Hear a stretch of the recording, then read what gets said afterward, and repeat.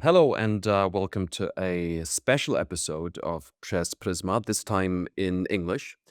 The reason for this special episode is Viktor Orbán's ongoing blockade of 90 billion euros in aid funds for Ukraine, as well as the Hungarian-Ukrainian dispute over the destroyed Druzhba pipeline.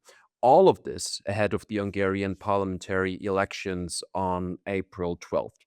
So, to shed some light on all of this for you, I've invited a fantastic expert, Daniel Hegedüs. Daniel, please introduce yourself. Who are you? Thank you, Philipp, for having me. Um, I'm a Hungarian political scientist living in Berlin since 2012 and currently working for the Institute for European Politics.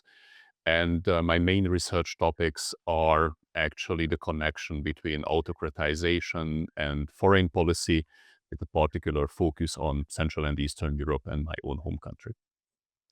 Okay, so this is not the first time we talk about Viktor Orban and Hungary. But this is the first time that Orban has blocked aid for Ukraine, and at the same time, it is described as being some sort of escalation, or that escalation is reaching a new level, as evidenced by the angry reactions from the other heads of state and government. What is the background here, and what is different this time? Yes, as you mentioned, this is not the first time. Also in December 2023, Hungary blocked for almost 2 months at that time 60 billion financial aid package provided by the European Union to Ukraine. The difference between the 2023 and the actual case is that this time there was a political agreement at the level of the European Council in December 2025. So Prime Minister Orbán practically approved this move, just to backtrack on his word and start blocking actually the technical decision in the Council of the European Union. Obviously, it's a very interesting and very EU-like situation, because we know that actually this deal was able to be made in December on the price that three countries, Hungary, Czechia, and Slovakia, will not contribute to this joint European debt that's financing the 90 billion to Ukraine. So And that's the reason why all the other Europeans are that mad at Orban, right? Actually, partially it might be the case, but due to this fact that these three countries are not participating, formally, this is actually an enhanced cooperation. An enhanced cooperation to which you need 9 or more member states in the EU. But for the reason how the European Union is working in foreign and security policy, still you need unanimity of all 27 members to start or technically approve the format, which shows actually the built-in weaknesses in the whole system. But obviously now the ear of all of the other member states mainly stems from the situation that financially and politically we are in a desperate moment. We know that Ukraine desperately needs this financial input. If it were not the 8 billion intermediate loan what Ukraine received from the IMF, the country would be already at the fiscal cliff. And if we take a look on the prospects of the Hungarian government formulation, meaning that it might even take until June to have a new government until the April 12 election, EU partners really hope that they can convince Prime Minister Orbán to abandon the blockade, and they can help Ukraine with this badly needed financial input. As it was foreseeable due to the campaign logic, it was not the case. Orbán stick to the blockade, uh, and uh, and this led actually to a very early abandonment of the project by the European partners. So we know that around 2 p.m. Thursday, they just raised their hands and didn't try anymore to convince the Hungarian prime minister and moved on. They hope that there will be domestic political change in Hungary after the April election, where I think they somehow miscalculate or misread the situation is really how much time the Hungarian government formation will be needed. And therefore, we know that there are certain plan Bs considered, but I think there will certainly be a need for a bridging loan provided by a smaller number of countries on an intergovernmental basis if the European Union would like to keep Ukraine financially afloat. We have to talk a little bit more about the context here because I think the context differs from other veto situations we've witnessed with Orban in the past, right? So the context here is the pipeline dispute, and you mentioned it, parliamentary elections in Hungary. Let's start with the pipeline dispute, maybe. What is its significance, or to what extent is the suspension of crude oil deliveries actually affecting Hungary? Yes, Hungary used to receive approximately 80% of its crude oil import through the Druzhba pipeline. Well, till And January. till January. This is actually the consequence of the strategy that although in March 2022, the European Council, and actually with the consent of Prime Minister Orbán, decided that Russian fossil fuel imports should be phased out in the European Union, Hungary and the Hungarian energy company MOL didn't decrease actually its dependency on Russian exports, but increased it. This was a strategic mistake, as we are all able to see. The Hungarian government actually tried to cover this strategy with absolute clear disinformation that the other existing pipeline, which is leading from the Croatian seashore to Hungary, the Adria pipeline, would not be able actually to deliver the necessary amount of crude oil. Since then, it turned out that it was practically all lie all out the time. But now, after the Russian air attacks on a pump station of Druzhba on January 27, for obvious reasons, and I think for understandable reasons, the Ukrainian government did not rush and hurry actually to repair the pipeline. I am certainly not an oil pipeline expert. I can give some credential actually to the arguments of President Zelensky that it's not only just a single pump station, because we know that the whole pipeline is one single pressure item. And if the flow of oil stops, then it really takes time actually to restart the delivery. But there were also understandable political reasons on the Ukrainian and not to rush. Mm. And But to be clear here, the Hungarian side, specifically Viktor Orban, has a point too when he says that the Ukrainians, they're not really trying to speed up the process. that might be a matter of fact, but I think we can also legitimately ask the question that why would they? Yeah. So Hungary actively hampered Ukraine's efforts of self-defense ever since February 2022. The 90 billion financial aid package currently wasn't not the only EU decision-making process blocked by the Hungarians. They are also upholding currently the 20th sanction package against Russia. So over the past 4 years, the Hungarian government used to be actually an obstacle in the way of Ukrainian attempts. And again, we can also, I think, accept the arguments of President Zelensky that this was not the only item of the Ukrainian energy infrastructure that was attacked in these weeks and months. We know what was the toll of the Russian air attacks over December and January. Would we, in the place of the Ukrainian administration and government, prioritize the reconstruction of the electricity infrastructure that is essential actually for the supply of Ukrainian citizens?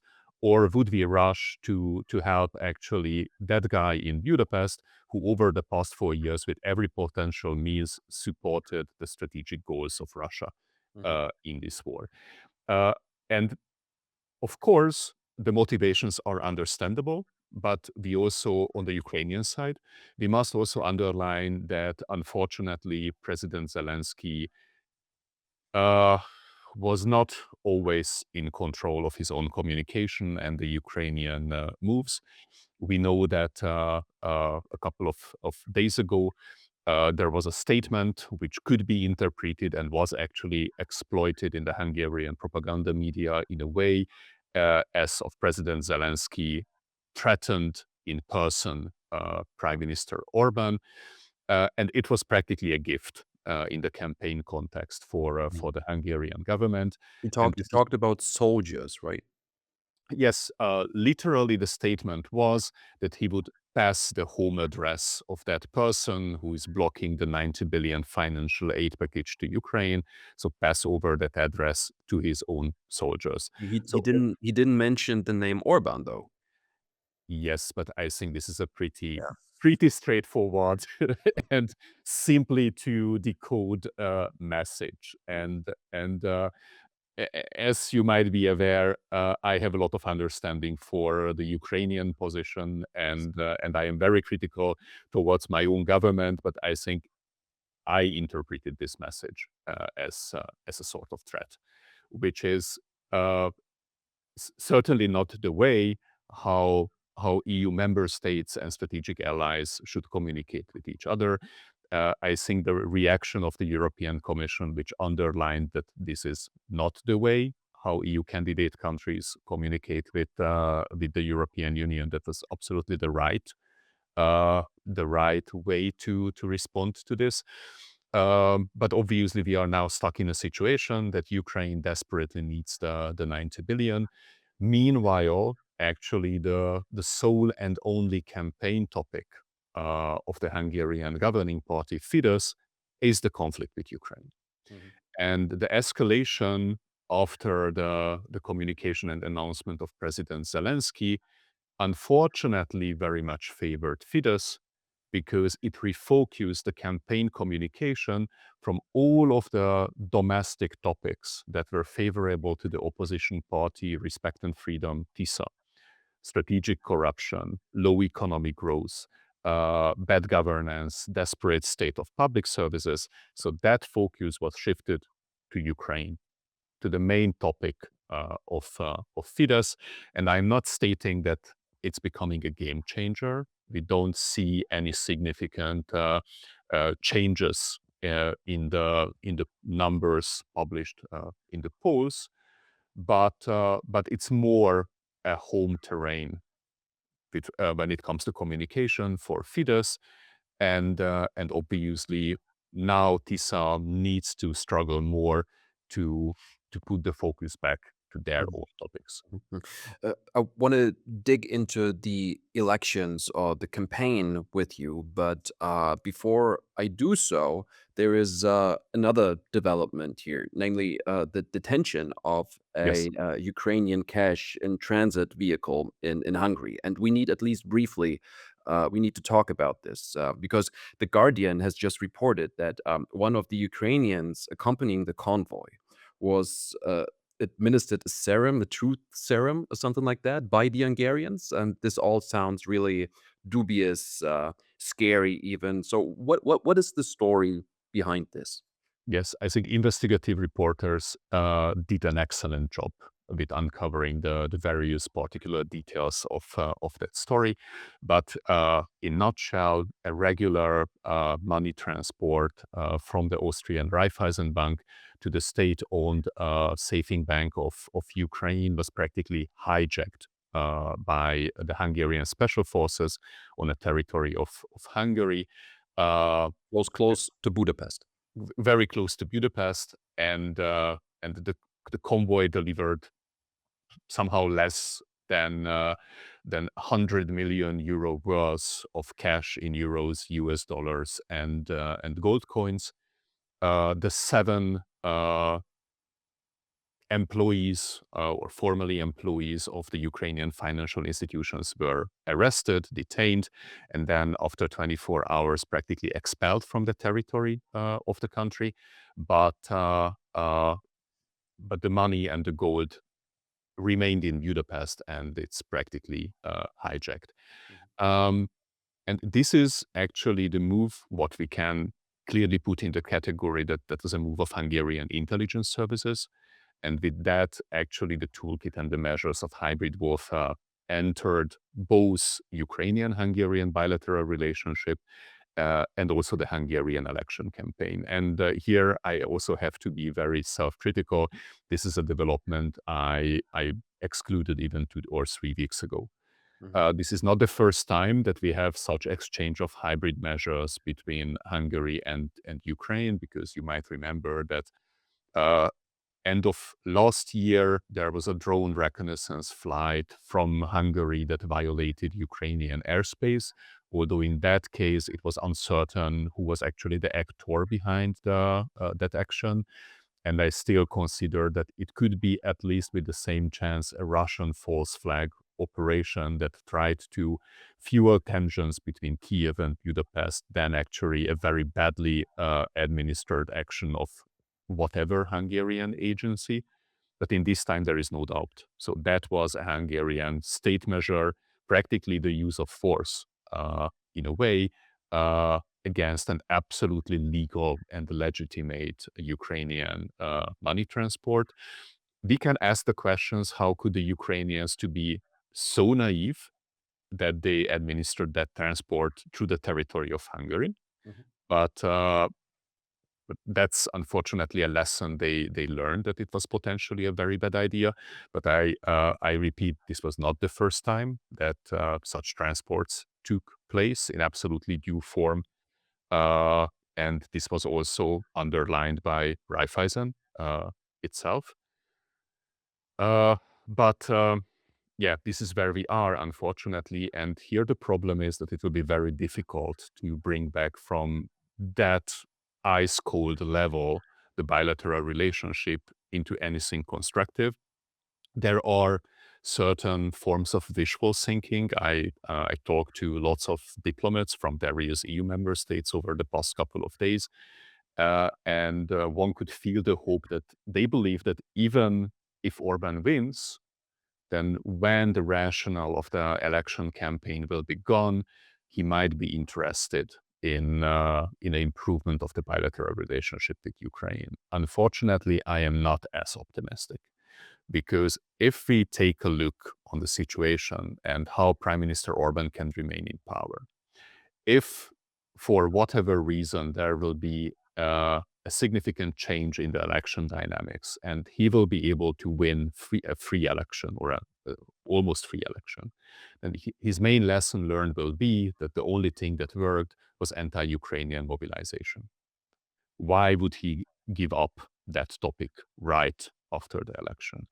If he stays in power with authoritarian moves or a rigged election, he will be even more isolated in the European Union and even more dependent on the Kremlin. This is certainly not a starting position from which he will be able to work in an improvement of the bilateral relationship with Ukraine. And if history teaches us anything, then we know that since 2010, he did not consolidate or moderate after any election victories, but actually became even more radical. And I fear that this will be the pattern we will be able to see if he remains in power after the April 12 elections. Mhm.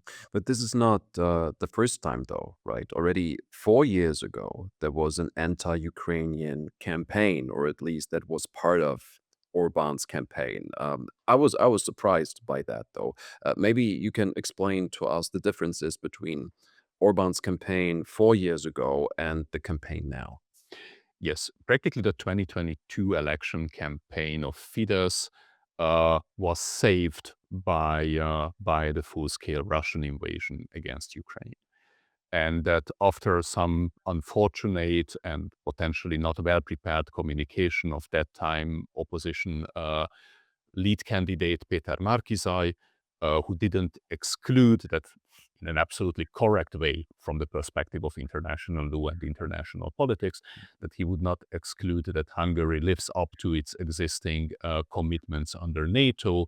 If, for example, the war would include NATO member states, that time the government propaganda of Fidesz built a huge anti-war campaign against the opposition, practically claiming that the opposition would like to drag Hungary into the war. And obviously that campaign has had anti-Ukrainian communication items. Practically Hungarian government propaganda is anti-Ukrainian ever since 2017, when Hungary first started to block the Ukraine-NATO Commission meetings, and that time the spat around the use of minority languages in Transcarpathia started between the two governments. But now what one can experience in the Hungarian election campaign, that is fundamentally different. So the main campaign narrative of Prime Minister Orbán is that on the one hand, there is a clear collusion between President Zelensky, Hungarian opposition leader Péter Magyar, and European Union institutions, and particularly the Commission and Ursula von der Leyen, uh, to establish a pro-Ukrainian government in Hungary, whatever it takes. So practically, they claim that there will be, or there is already happening an election interference on the part of Ukraine and the European Union. And another part of the communication is that they try to frame Ukraine as a potential aggressor against Hungary, claiming that Kiev is posing a clear and direct security threat to Hungary, both in military sense, and particularly that a Ukrainian attack, it can be plausible in the context of the war, but also particularly through the Ukrainian threat to the energy supply security of Hungary. And this is qualitatively new, even in a Hungarian context, and I think in the political context of any other European country, that would be just simply unheard and ridiculous. So everything we talked about, the pipeline disputes and the blockade of those 90 billion euros, is all related to the election campaign. Am I right? It's all related to the election campaign. And we could also draw the very short conclusion that after practically Fidesz is trailing the opposition TISA in the polls for more than a year, Orbán practically went back to the last strategy that worked and just popped it up. And it's really a striking difference, and one could also realize the striking difference while listening to the March 15 celebratory speeches of Prime Minister Orbán and opposition leader Péter Magyar, how negative, fear-mongering based and unithematic actually the Fidesz campaign is. It's practically about nothing else, just a threat posed by Ukraine, and that the only political leader and the only political power who can save the Hungarian society from that threat is Prime Minister Orbán and Fidesz, while Péter Magyar has been talking about practically everything, but first and foremost, hope, and how a better future could be actually imagined for the Hungarian society if cleavages and polarization are addressed effectively, and how a better governance could be conducted and delivered in Hungary. And mainly the reason, I think, why the opposition party TISA is leading in the polls, because in its communication, it's reflecting really on issues which coincide or overlap with the experiences of everyday Hungarian citizens. And the sheer fact that even after the escalation, we don't necessarily see rising support for Fidesz underlines that this fear-mongering and this anti-Ukrainian narrative really only resonates in the very core electorate of the government party. Can you maybe explain just briefly who Magyar is and what kind of party TISA is? Because there are some striking differences between now and then. I mean, 4 years ago, you mentioned Peter Markizoy. He was supported by 10 parties. actually. And now we got TISA, which is a single party and is way ahead of Orban in the polls. Um, so who's Magyar? What's TISA? And what actually are Orban's chances?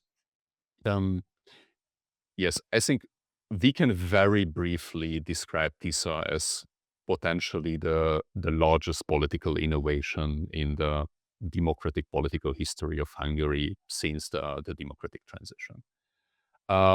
Ever since 2010, the Hungarian opposition challenged the rule of Fidesz and Prime Minister Orbán in multiple formats, trying to compete in the elections separately in various forms of coalition that first excluded the radical right Jobbik party, then tried to include the radical right Jobbik party. Ever since 2010, the opposition challenged Prime Minister Orbán in a divided format, facing a lot of coordination challenges, also the question of compatibility of their messages, particularly when in 2022 Jobbik was also part of the opposition coalition, and also a very big credibility gap, to put it that way.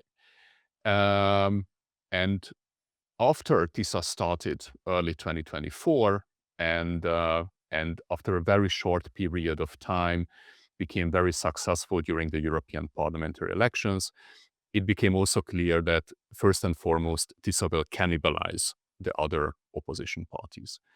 Because for Let me interrupt you yeah, actually for a second. I think it's important to know that Magyar was already popular before TISA came into place. You basically took over this small party that TISA was, right? yes, TISA started first and foremost not as a party, but as a movement. But the time period between the start of Péter Magyar's political career in January 2024 and the June European Parliament elections, that's a very short period if you are practically building a new party and a new momentum. But it's a matter of fact that with a lot of political work and organizational talent, they managed. It was believed to be almost impossible, not only by a large part of the Hungarian society, but also by analysts and international observers, that you can rebuild an opposition, a democratic opposition from scratch in an effective way. And the blueprint of TISA was that there should be a tabula rasa, all old players need to vanish, and then one single party can unite a very broad spectrum of opposition voters who otherwise would not necessarily feel represented by the same party. But it's also clear that for the majority of that voters, the only stake is that Orbán needs to go. And they found a political entrepreneur. And I would like to emphasize when we try to categorize Péter Magyar, because there are always these very critical approaches, what I partially also shared, that he's coming from Fidesz. He was practically socialized in Fidesz. And if we take a look He what was the husband of Judith Varga, right? Minister in Orban's cabinet. yes, he was the husband of a cabinet minister and practically belonged to the second or third rank of Fidesz. But I think he is well beyond the point that we should identify him as a former husband of a former minister, because I think he is now a very successful politician on his own right. But it's a matter of fact that his socialization, his worldview, they relate to the early days of Fidesz before it entered government in 2010, or potentially even the first government period until 2014, when the eastern pivot of the party and Hungary really started. So there are lots of doubts regarding his democratic credentials and also what sort of politics he would really represent. But I think it's not my role to judge and decide whether those concerns are well founded or not. But I think what we certainly need to recognize is that uh, he's extremely talented learner, political learner, and organizer.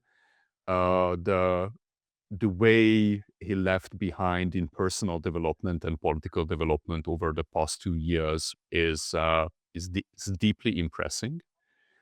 And as a political entrepreneur, he was able to build a political project, which is on an ideological basis, not necessarily mine in the long term, because I'm a liberal person, but that first time after 16 years poses an existential challenge to the regime of Prime Minister Orbán, and therefore can be practically the savior of Hungarian democracy. And if he will succeed with that project, I think that project is very worth for the support of Hungarian citizens who wish democracy and good governance Mm. for the countries. And with regard, Wait a second, just to be clear here. So Magyar basically created a catch-all party, but he himself, his agenda is a conservative one, yes, right? He's critical towards migration. He's in parts critical towards the European Union. He's not necessarily in favor of sending weapons to Ukraine. So all those positions kind of resemble Orban's positions a little. Is that the road to success? apparently with an eye on the numbers, it is. But this is also the reason why I think we can predict that in a long run, a large part of the current voters of TISA won't remain by the party because they won't feel represented or being represented by the party. TISA is not only a catch-all party in an ideological sense currently, but also an issue-driven party. And the issue is obviously to put an end of the 16 years of the Orbán regime. In that regard, it's a political vehicle and not necessarily a representative party for many of the Hungarian citizens who will vote for TISA on April 12th. So what are Orban's chances here? What is your outlook or your prognosis? Yeah. Um, Apologies for the bad institutional self-promotion, but 2 days ago we just published a scenario paper by the Institute for European Politics, and we tried actually to underline and explain 5 scenarios that are all plausible and do not necessarily only differ in the terms of the election outcome, but what sort of political challenge they pose for the European Union and for partners like Ukraine. And personally, I am very optimistic and think that the most likely election outcome and scenario, if elections remain reasonably free, is an opposition victory with a solid mandate to govern.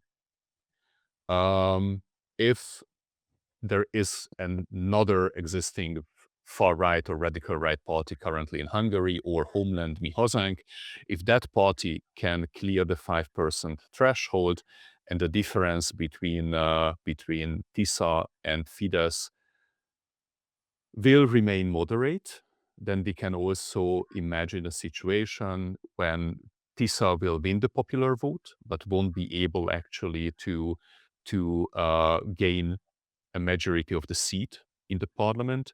And in this situation, we will have a very protected and unstable initial months of the Hungarian parliaments and potentially a minority government of Fidesz or a coalition between Fidesz and or Homeland. And unfortunately, we cannot also exclude more sinister scenarios, and particularly since we know that there is a delegation of the Russian Military Intelligence Service (GRU) in Budapest, tasked with potential election interference in the country. Since we know that the leadership of the OSCE Parliamentary Assembly election observation delegation is in the hands of the former translator of Vladimir Putin, a lot of signs point in the direction that